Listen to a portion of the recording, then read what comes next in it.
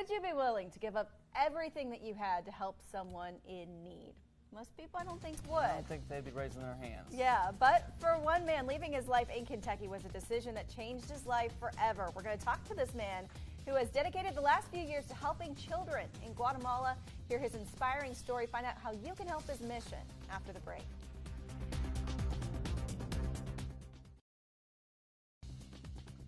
Well, welcome back.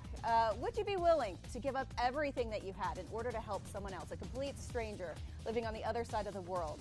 Well, for one Kentucky man, leaving his life behind to give children in Guatemala a better life was a decision well worth it. It's a story that could be inspirational for young people. Really, people of all ages can find motivation in this. And here to tell it, David Lane, the guy who lived this story, Executive Officer of Uplifting Children's Ministries. And David, thank you so much for coming in today. Thank you all for having me on. Of course. Okay, so I'm just interested to hear your story, where you started out from, how you got interested in helping these children in Guatemala. Well, about 3.5 years ago, I went on a mission trip for a week, and I just felt the calling. I fell in love with the children, the people, the culture, and I just felt that I needed to go back, but I didn't know when. But then I came home from a mission trip, and within 2.5 weeks, I had sold my car, moved out of my house, sold everything I owned, and started looking for churches and local businesses to help me get there to Guatemala. Sure. But I found out real quickly that a lot of people don't want to invest into a 21-year-old at the time, Right. So it was hard. Yeah.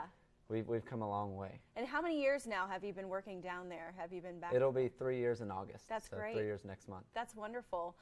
So tell us a little bit about the work that you have been doing down there. So what we do is we have 30 children sponsored, and what that includes is a sponsor sends money to take these kids that couldn't even afford public school, which is free, but the family needed them at home working to raise money. Sure. And what we do is we put them in one of the best private schools that there is down there. And then what I do personally is I teach them Bible classes and English classes, and we include a monthly care package for them. Wonderful. And that's one aspect we do with the sponsored children. We sponsor youth groups as well. We have a movie theater, a store, an alcoholic feeding program, and 3 public English classes. So, yeah, you're not just focusing on the kids, but really the whole community, too, with some of these programs. It started out with children, Yeah. and now we're branching out to the more funds that are raised and the more support we get, the more activities we're able to provide to help the Guatemalan people. And how has it changed the lives of people in this community? Well, it really, I mean, English is really an asset. It helps them get jobs, just learning English. Right. Then the Bible classes helps children understand, where their future can go as long as they learn from these classes. And the care packages, the mothers are in tears getting them, and it's life-changing because it's bars of soap, it's little soup bags, it's rice and beans with cooking materials, and it's just something they wouldn't have been able to have. Things that we kind of take for granted in everyday life, but Definitely. for them can be a lifeline, really. Yes, ma'am. So this is wonderful work. I know you're heading back down there very soon, right? But you're in the middle of a fundraising campaign. Tell us a little bit more about that. Yes, ma'am. Well, it's actually really cool because I would definitely call us one of the smallest ministries in Guatemala so far, even though it started with me. Now today we have an official board and we have our 501c3 tax exempt and all that, but it's still very small. Well, I met the founder of the largest ministry in Guatemala called Hope of Life International. And I told him my story of how I got to Guatemala, how I moved down there not knowing anyone, where I was going to live or anything. Right.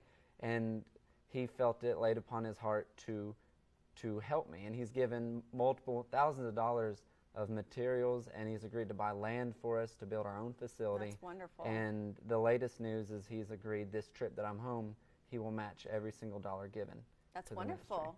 Okay, so how can people give to the mission? Well, there's 2 ways. The easiest ways are online at www.upliftingchildren.com. Okay. And when you get on there, we use PayPal, even though you don't have to have PayPal to give. You use that. It's as easy as ordering a pizza. You just go and place your order, how much you'd like to give, whether it's monthly or a one-time gift.